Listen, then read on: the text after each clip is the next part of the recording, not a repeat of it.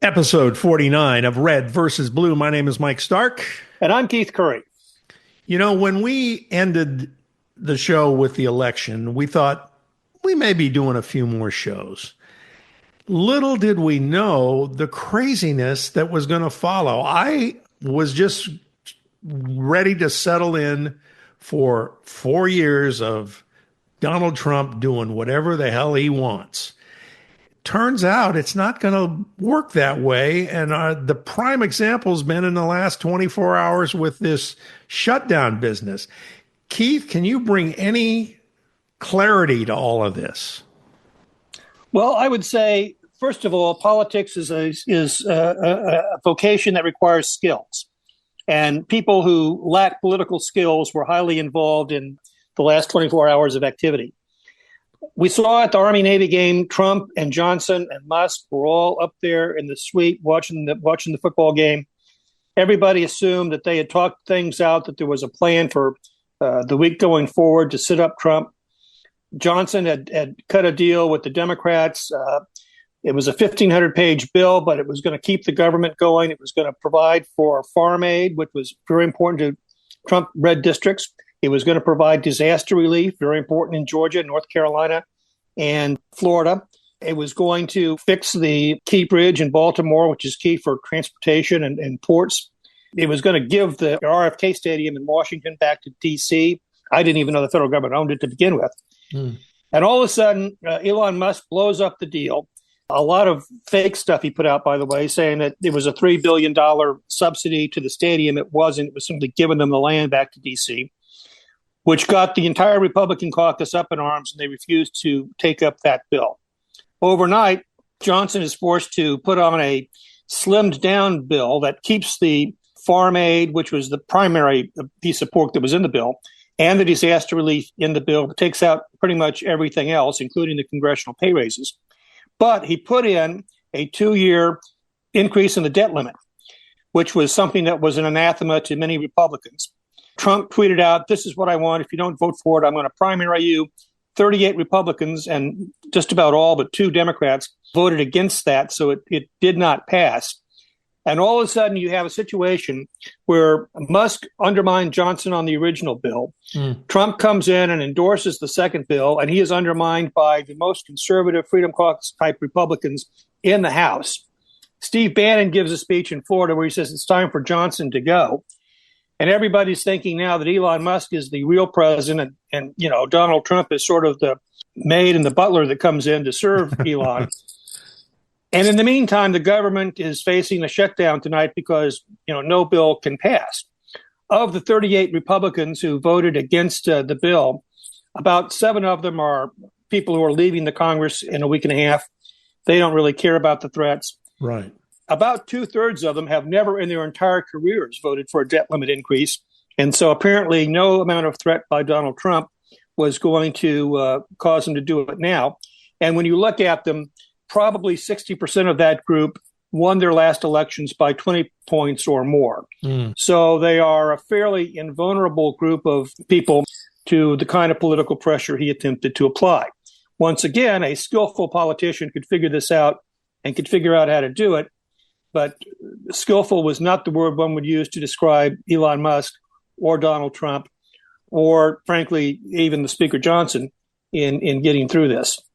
So we're at a big mess today, and it looks like they're going to break the bill up into parts so that people can vote for disaster relief and vote for farm aid and vote to keep the government open, but not vote for the debt limit, which is going to piss off Trump because now he's going to have to get it done on his watch. He was trying to blame all of this on Biden. In fact, he blamed the failure of the vote yesterday on Biden.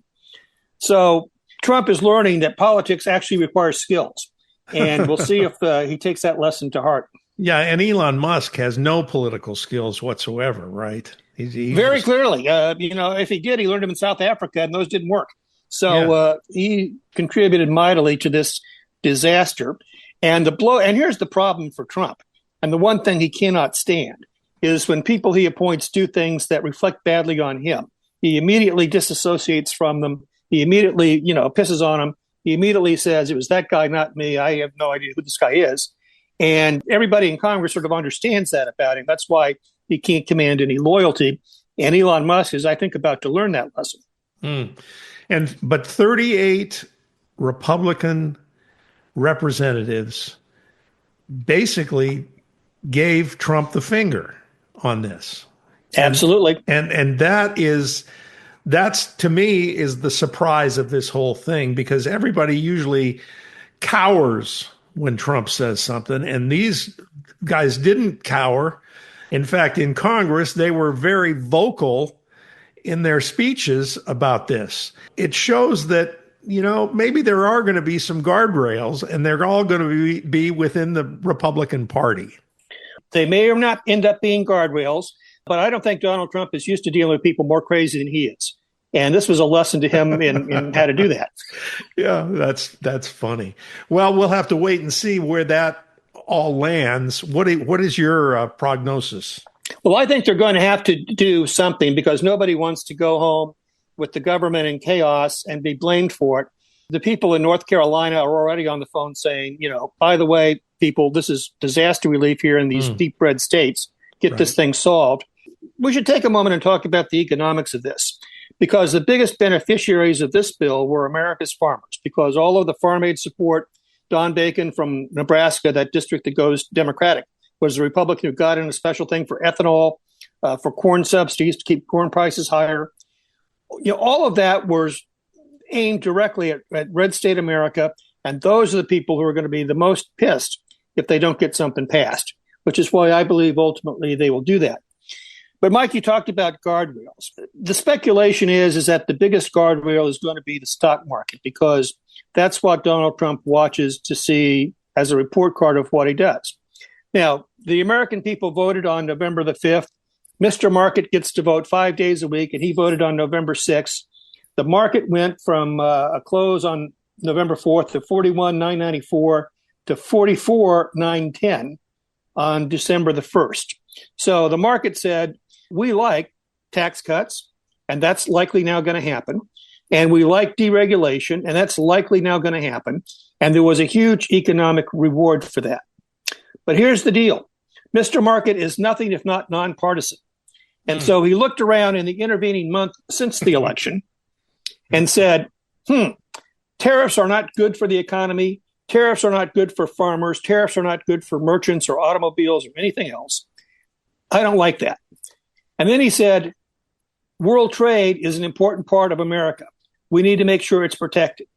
And then they looked at what the Federal Reserve Board did, where they did lower interest rates, but they said we're only going to lower rates twice more instead of 5 times more. And the target rate was kept higher. And they said, and by the way, we think the inflation rate is going to be higher, probably closer to 2.5%, which is Biden level inflation, than the 2% target, which means that loan rates are not going to fall as much, which means that if you're refinancing a office building, when your note comes due next year, you're going to refinance it at a higher rate than you otherwise would have. Right. That will have negative impacts for the economy. It's negative impacts for the financial sector. It keeps housing from really growing and being the part of the economy it needs to be. And Mr. Market voted. And yesterday, the market closed at 42,342, essentially giving back almost all of the Trump gains since the election. And that's a very ominous sign for the Trump administration in terms of the economy, in terms of the expectations for recession going forward. And as I like to tell people, governments can pass laws, they can change laws, but they cannot repeal the laws of economics. And Trump has got to figure out how to have policies that react to that. As I was thinking this through myself, he had promised lower prices at the grocery store, and he liked that term. He promised lower gas prices, and now he's sort of backstepping on those, saying, well, that's not going to be as easy as I thought it would be. A lot of people can say he won the election based on lowering prices and that sort of thing. So that's the middle class that's not going to be happy about this. And then you bring up the stock market, which the rich in our country are tied to that stock market. The people that got him elected are tied to that stock market. And they're not going to be happy either. So is there going to be whining and bitching about his policies down the line from any of these people? Well, if the current trends continue from all of these people, there's very short patience for people on inflation. If you're not going to cut it, if prices are going to go back up, you're going to get the blame because now you control the entire government and it is on you. Same with gasoline. And tariffs are going to increase prices. There's just no doubt about that. Now, a lot of people think that the tariffs are just simply a subterfuge for negotiation. And indeed, Canada came out and said, okay, we're going to spend $900 million on reinforcing the northern border. So maybe he got what he wanted by threatening the tariffs on Canada. Right. But tariffs on China, tariffs on Europe, which he's threatening this week, are very damaging to the economy. And you know who they damage? American exports, which are primarily food. Mm-hmm. And it's going to damage red state farmers in a way that Trump is, I think, now just beginning to understand. Here's the other thing. In the intervening month now, businesses have decided that, well, he's going to deregulate business and he's going to cut taxes, and that's basically good for everybody. Sure. But there are some businesses that are going to be highly disadvantaged. He's going after the pharma benefit companies. He's going after healthcare. So healthcare stocks have disproportionately fallen. And then people have begun to focus on the fact that there are a lot of companies in America who are dependent upon government spending. And if, Elon Musk decides he's going to willy-nilly cut stuff, well, what does that do for Boeing? What does that do for Raytheon and defense contractors? Right. What does it do for people who build roads? What does it do for people who build airports? Doesn't want to rebuild the Key Bridge. That's going to put the Port of Baltimore behind. It's going to increase the cost of shipping going through there. So not all businesses may benefit. In fact, you could, consulting firms. I worked for a consulting firm. We had a very small amount of business with the federal government. It was all mostly the state and local government. But a company like KPMG or Accenture or Deloitte does tens of millions of dollars a year with the federal government. All of those contracts are potentially in the line of fire. Healthcare providers, people who make army uniforms, people who provide food to prisons. Lots of businesses are dependent upon government, or they're dependent upon infrastructure funded by government. People are beginning to scratch their heads now and wonder if they're really going to have such a good economy given these cuts. Right. And as you have pointed out, these things affect not just the rich business owners, but the middle class who are employed by these businesses. So it is going to affect everybody. And I'm just wondering if his cult-like status will hold if these things start to crumble. The one clarifying thing in life, I think, is how much money is in your wallet. And if that number begins to dwindle, or it becomes where you can't buy as much with it, just like it did under Biden, patience with Donald Trump is going to wear thin pretty quickly.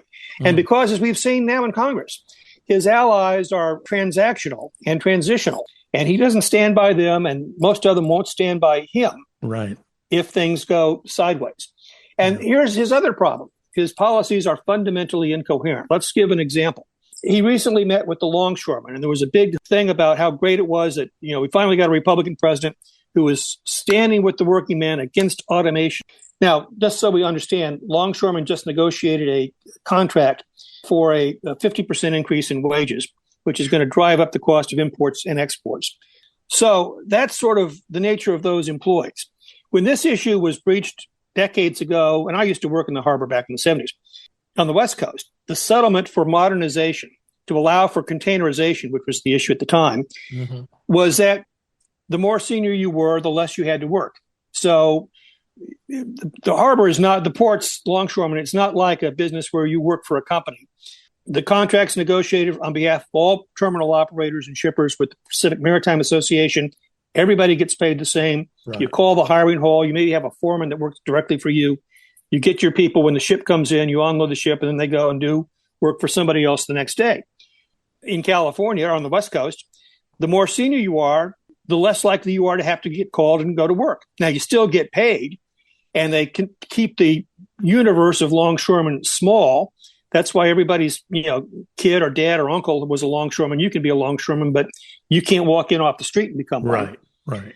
Same thing on the East Coast. If they decide they're going to oppose modernization, all that's going to do is drive up the cost of imported goods, automobiles, food, and make it more difficult for American exporters, primarily agriculture, to send their goods overseas.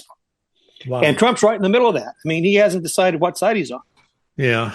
Wow. It's going to be interesting. That is for sure. And all of this is taking place. The man has not even taken the oath of office yet. So, Well, I understand there is an all-points bulletin on the lookout for Joe Biden, last seen wandering in the jungles of Africa, right, right. who has truly and mysteriously just abandoned public appearances and abandoned sort of the responsibility of the job. He's certainly not present in what's going on in Washington now. It's a sad way for him to go out. And you know what's the most indicative thing is the whole New Jersey drone thing. 5,000 drones have been sighted over New Jersey. We don't know who they are, where they come from. We have the assurance of the government that they're not threatening or dangerous, but yet they don't know where they come from or where they're going or who owns them or why they're flying. And it's just indicative and representative of the impotence and lack of focus and accomplishment of his administration, which is a sad way to go. He has no F's to give anymore. That's exactly right. Okay, let's talk a little bit, and it kind of ties in with the economics that we've talked about, the assassination of the CEO for the healthcare company, and what an interesting dynamic that has created in the death of a man gunned down, starting a conversation about health insurance, which is a conversation that needs to be had, but at the expense of a human life. 40% of young people believe it's okay to kill healthcare executives. And they believe the guy is a hero. He has fan mail. He has fans who are showing up to demonstrate on his behalf.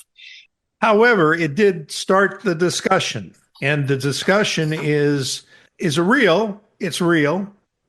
A man should not have died because of it, but the discussion has started now. And where do you think that discussion is going to go? It's going to go into a brick wall because in order to address the issue here, the reason why health insurance companies cut back is because Medicare cuts back on what they pay. For Medicare to pay more, the federal government's going to have to spend more. And, part of the whole Elon Musk thing is to cut healthcare costs. Right. So that's going to impact insurers and clients, people who are sick, tremendously.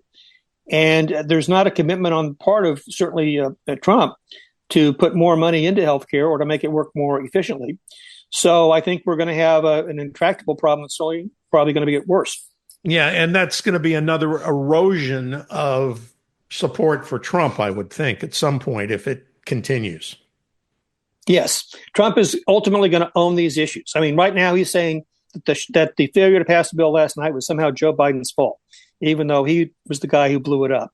Right. He can't do that next time.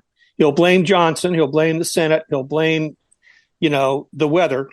But ultimately, he's going to be the guy responsible, just like Biden is. Biden couldn't avoid blame, right, because he's the president, and Trump can't either.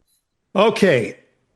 We've covered a lot already, but we need to cover Trump's appointments and where that has gone since we last got together. Well, just to make sure that Matt Gaetz doesn't actually make it back into a government job, the Ethics Committee has decided that they're going to release the report. They may release it today or over the weekend, detailing his activities. His defense is that I did things that were foolish and probably don't reflect well, but I'm a different man now. Yeah. And I paid a lot of women for a lot of different things, but I don't think any of them were 17. So that's his defense. He's sticking to it. But I think we can say his political career, he became a television commentator, by the way, on the One America Network. We'll see if he keeps that job or not after this. But he's had a tough week. The other guys, they're still big four, Hegseth, Patel, Gabbard, and RFK Jr., who are still in trouble. And I think the people in the Senate are waiting for the hearings and the FBI reports to come out. And we'll see what knives come out from there. Hegseth stock sort of went up a little bit, but he's sort of stalled. Nobody's come out and said no because they don't want Trump's wrath. But we'll watch the leaks and the disclosures and the hearings to see what happens there. Some of these appointments, certainly the Gaetz appointment and some of these others, I bet, are stalking horses for, well, if you don't like that, okay, then take this guy and be done with it. Right. And I think, again, we've seen that Trump has a, limited patience with people who begin to backsplash on him. And some of these people will certainly fall into that category. Well, we covered a lot of areas. Is there anything else we need to do some house cleaning with before we say goodbye and be back in a couple more weeks? Well, we're exactly 1 month from Inauguration Day. And so we remain to see exactly what's going to happen between now and then with the appointments. Hearings are now being scheduled prior to I think Texas hearing is scheduled for January 14th. So we'll begin to have a series of hearings. We may or may not have a government budget by the end of the day. Football playoffs are going to start. College football playoffs start tonight. And to all out there, we just wish a Merry Christmas. Yeah, absolutely. And we really want to wish our the people that have followed us for over a year now, we want to wish them a special Merry Christmas because you've hung in there with us. And we're going to keep doing this periodically because every time we think that things are going to calm down and it's going to be a normal world again, we realize that that isn't the way it's going to be. And those days are long gone. And, like I thought Trump was going to be able to run things the way he wanted to run things. It's not going to be that way. So it's going to be an interesting time ahead of us in more ways than we even thought, I think. Welcome to the new normal. Absolutely. All right. Subscribe to the podcast, like us on Facebook, and have a great Merry Christmas and Happy New Year. Chances are we will not be back until the new year. And we want to wish you all a great holiday season. And Keith, thanks for doing this with me. This has been a blast this year, and let's carry it into the next year, pal. Absolutely. You too, Mike. Merry Christmas, everybody. Thanks for listening.